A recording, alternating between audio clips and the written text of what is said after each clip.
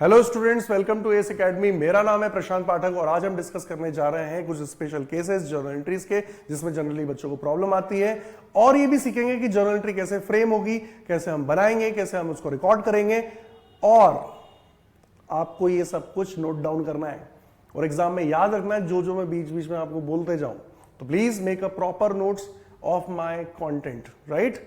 तो अब देखिए, सबसे पहले क्या होता है कि रियलाइजेशन की जब जर्नल एंट्रीज हम करते हैं तो हमें फ्लो पता होना चाहिए कि जर्नल एंट्री कैसे की जाती है। तो सिंपल सा तरीका है, आपने जनरली एसेट को सेल किया, मान लो बिल्डिंग को सेल किया, आप जर्नल एंट्री क्या करोगे? Bank account debit to building. But in dissolution chapter इतना याद आपको रखना है कि किसी भी एसेट का नाम हम यूज नहीं करेंगे व्हाइल पासिंग जर्नल एंट्रीज। तो will not use any name of the asset like bank account debit to realisation. उस एसेट के नाम पे क्या यूज करना है हमें? रियलाइजेशन। सिमिलरली अगर हमने देखा कि कोई लायबिलिटीज का हम पेमेंट कर रहे हैं, जब हम कोई लायबिलिटी का पेमेंट करेंगे तो यहां पर भी हम उस लायबिलिटी का नाम यूज नहीं करेंगे। नॉर्मली क्या होता है, सपोज हमने लायबिलिटी को पे किया तो हम एंट्री क्या करते हैं? Creditors debit to bank. Liability है creditors, creditor debit to bank. लेकिन यहां पर अब क्रेडिटर का नाम यूज ना करके रियलाइजेशन अकाउंट यूज करेंगे, तो हम एंट्री होगी realisation account debit to bank. So please remember, while passing journal entries in case of dissolution of firm, तो आप इंडिविजुअल एसेट्स और लायबिलिटीज के नेम्स यूज नहीं करेंगे। हिंदी में भी समझाया मैंने, ठीक है। अब मैं आपको फिर से बता रहा हूं। अब देखिए, जर्नल एंट्री करने का क्या तरीका है। तो देखिए, जब आप कोई एसेट को रियलाइज करेंगे तो मैंने बताया आपको बैंक अकाउंट इंक्रीज होता है तो डेबिट होता है। तो देखिए, आपका बैंक अकाउंट इंक्रीज हुआ है, इसलिए आप क्या करेंगे? बैंक अकाउंट को डेबिट करेंगे। देखिए, आपने किया bank account debit to, dissolution में जिसका कोई नहीं है उसका कौन? Realisation account. सिंपली अगर यही एसेट अगर पार्टनर ले लेता है, asset is taken over by partner, तो भाई हमारे बैंक अकाउंट में तो पैसा आएगा नहीं। तो क्या होगा? उस पर्टिकुलर पार्टनर के कैपिटल अकाउंट को हम डेबिट कर देंगे, क्योंकि हम उसके कैपिटल से चार्ज कर लेंगे। जब भी किसी पार्टनर का कैपिटल डेबिट होता है तो वो कम होता है, राइट, तो रिड्यूस होता है, डिक्रीज करने के लिए। तो यहां पर सपोज मैं एक हाइपोथेटिकल एग्जांपल लेता हूं कि ए ने एक पार्टनर है, उसने एसेट को ले लिया। तो एंट्री क्या होगी यहां पे? As capital account debit, you'll use the name of the partner to realization account, right?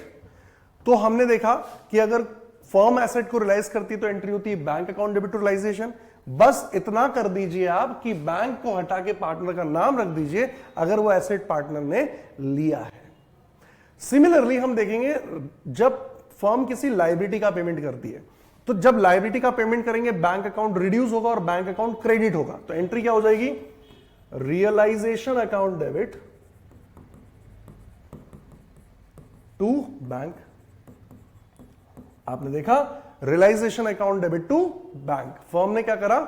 Liability का पेमेंट किया, तो फर्म के बैंक अकाउंट से कम हो गया और लायबिलिटी और एसेट के नाम हमारे क्या है? Realisation, right. अब यहां पर अगर वही लायबिलिटी कोई पार्टनर पे कर देता है ऑन बिहाफ ऑफ फर्म, तो सिंपली फर्म का एक्सपेंस है, फर्म की लायबिलिटी है, इसलिए एंट्री हो जाएगी रियलाइजेशन अकाउंट डेबिट। लेकिन हमने देखा कि ये जो लायबिलिटी है किसने पे करी है? पार्टनर ने। तो हमें इस बार पार्टनर के कैपिटल अकाउंट को कॉम्पनसेट करना होगा, तो उसके कैपिटल अकाउंट को इंक्रीज करने के लिए हम करेंगे क्रेडिट। तो एंट्री हो जाएगी, आई एम टेकिंग हियर बीस capital. Hypothetically, I am taking B's capital. You will use the name of the partner instead. So you could understand how we pass the journal entries. Just change the name of the partner if he has taken instead of bank. See, यहां पे क्या करा? Asset partner ने लिया, bank account debit to realisation. Partner ने लिया, partner capital debit to realisation. Liability firm ने pay करी, रियलाइजेशन टू बैंक। पार्टनर ने पे करी, बैंक हटा के पार्टनर का नाम लगाओ, काम बनता है। अगले देखते हैं। जर्नल एंट्री देखिए, आपके सामने जिंदगी में एक जर्नल एंट्री आई है। एक फर्नीचर है आपका 90,000 रुपीज का, वो सोल्ड बाय ऑक्शन। ऑक्शन मतलब नीलामी में सेल कर दिया फॉर रुपीज 1,32,000। तो हमें नहीं मतलब इस 90,000 हमारे बिकार कितने में? 1,32,000। लेकिन नेट अमाउंट कितना आया ये भी चेक करना पड़ेगा। हमने ऑक्शनर का कमीशन दिया 4,000 रुपए का, अब भाई आपने अगर अपनी कोई मोटरसाइकिल बेची, मान लो वो 60,000 रुपए की बिकी, लेकिन ब्रोकर ने बोला कि सर जो भी प्राइस आएगा मैं अपना एक कट लूंगा, इसमें मेरा 2,000 रुपए का कमीशन है। तो आप ही सोचिए, आपने अपनी मोटरसाइकिल कितने में बेची? 60,000 में, लेकिन उसने बोला 2,000 रुपए सर मेरा कमीशन, तो आपको वो कितना देगा? 58,000। सिंपली आपको नेट अमाउंट रिसीव होगा। सिमिलरली यहां पर भी आपने फर्नीचर को सेल किया। ऑक्शनर एक पर्सन होता है जो अपॉइंट होता है कोर्ट से। अगर कोर्ट फर्म डिसॉल्व करवाती है तो auctioneer is a person who will be appointed by the court, और कोर्ट उसका रेम्युनरेशन डिसाइड करती है और वो आपसे चार्ज होता है। तो 132 माइनस 4,000, तो आपके बैंक अकाउंट में कितना अमाउंट आएगा? 1,28,000। तो एंट्री हो जाएगी बैंक अकाउंट डेबिट टू किसी भी एसेट का नाम क्या है? रियलाइजेशन अकाउंट है। कितना अमाउंट हमारे बैंक अकाउंट में आएगा? 1,28,000। कैसे? 90 से तो मतलब नहीं सर, 1,32,000 में हमारा एसेट सेल हुआ, लेकिन 4,000 रुपए हमने कमीशन दिया, हमारे अकाउंट में नेट अमाउंट आएगा 1,28,000। नहीं समझ में आए तो फिर से बता दीजिएगा, फिर से बता देंगे। कमेंट सेक्शन में लिखिएगा अगर कोई प्रॉब्लम आए, आपको कौन से टॉपिक की तैयारी करनी है, आपको कौन से टॉपिक वीक हैं, और आपको किस टाइप के वीडियोस हमसे एक्सपेक्टेड है, प्लीज आप कमेंट सेक्शन में हमें बताइए। Office equipment of rupees 1,80,000 was taken by creditor. Office equipment था कितने का? 1,80,000 which was taken by creditor of the book value of 1,64,000 in full settlement। देखो सेटलमेंट पूरा हो चुका है। अब देखिए ये स्पेशल केस क्यों है? क्योंकि एक चीज समझिए, आपने ऑफिस इक्विपमेंट को भी रियलाइजेशन में ट्रांसफर कर दिया है, क्रेडिटर को भी रियलाइजेशन में ट्रांसफर हो चुका है। दोनों का नाम क्या है? रियलाइजेशन। तो रियलाइजेशन डेबिट टू रियलाइजेशन कोई मतलब है? नहीं मतलब है। फुल सेटलमेंट हो चुका है। ऐसा भी नहीं कि पार्टली क्रेडिटर का पेमेंट हो रहा है, नहीं। तो यहां पर समझिए कि आपके क्रेडिटर का सेटलमेंट कैसे हो सकता है? हो गया है एक एसेट से। तो नोट करिए इस पॉइंट को, whenever a liability is settled by any asset, no entry is required in that case. Fully settlement हो गया तो उसकी कोई एंट्री की रिक्वायरमेंट नहीं है। तो मुझे लिखना है no no no no entry, right? मुझे क्या लिखना है? No entry. तो देखिए नेक्स्ट पॉइंट में क्या है? Kabir had given a loan rupees 2,18,000 to the firm. कभी दिया होगा, कबीर एक हमारा पार्टनर है, तो एज्यूम करेगा, मैं यहां पे पार्टनर्स को ले रहा हूं, तो कबीर हमारा एक पार्टनर है, उसने हमारी फर्म को लोन दिया था। तो कभी भी ध्यान रखिए, पार्टनर का लोन अकाउंट सेपरेटली सेटल होता है, उसको रियलाइजेशन के अकाउंट के थ्रू नहीं करते हैं।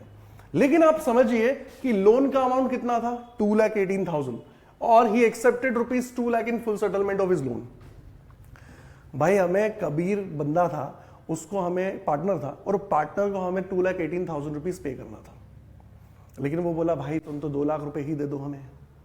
तो भाई हमारा तो फायदा हो गया। कितने का? 18,000 का।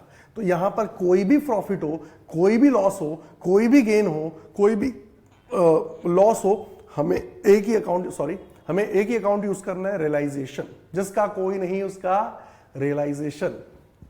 तो देखिए यहां पर क्या हुआ, कबीर का जो लोन है, तो आप लिखेंगे Kabir's loan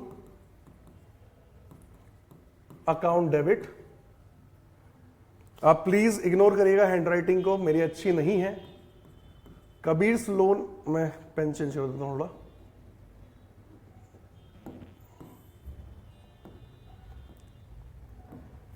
Kabir's loan account debit.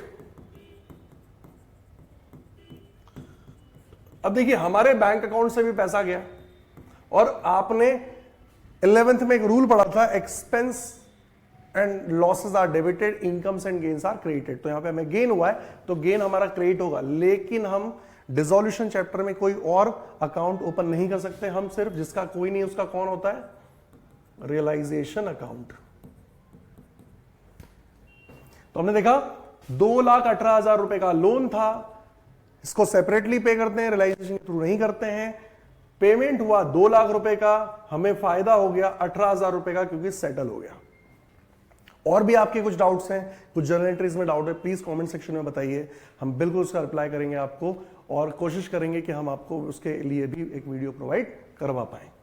Investments worth rupees 1,06,000 out of which 46,000 were taken by Aditya. Investment है 1,06,000 रुपए का, out of which 46,000 was taken by Aditya at 50,000। अब कितने का था उससे मतलब नहीं, कितने में आदित्य ने लिया उससे मतलब है। तो पहले आदित्य ने लिया उसकी बात कर लेते हैं। तो आदित्य कैपिटल अकाउंट डेबिट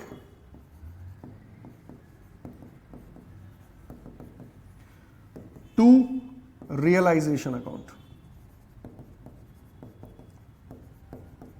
अब अमाउंट कितना है 50,000। 50,000 का अमाउंट है। तो देखिए 50,000 है, प्लीज समझिएगा, ये अमाउंट लिखा ही हुआ यहां पे, वही अमाउंट मैंने हमारा डाला है। The remaining investment was sold for 70,000। Remaining कितने हैं वो उससे मतलब नहीं, कितना है 70,000 बिका है। तो हमारा बैंक अकाउंट में पैसा आया है, तो bank account debit to realisation, ठीक है। और अमाउंट कितना है 70,000। तो आज के लिए इतना ही। अगली क्लास में मिलते हैं अगले वीडियो के साथ, जिसमें हम कुछ प्रैक्टिकल प्रॉब्लम्स भी डिस्कस करेंगे। कैसे बनाते हैं रियलाइजेशन अकाउंट, कैसे बनाते हैं पार्टनर्स कैपिटल अकाउंट और बैंक अकाउंट, वो भी कम टाइम में। टाइम कैसे सेव करना है एग्जाम में, that is the most important. आपका प्रॉफिट ही होता है जब टाइम बच जाता है। Thank you so much.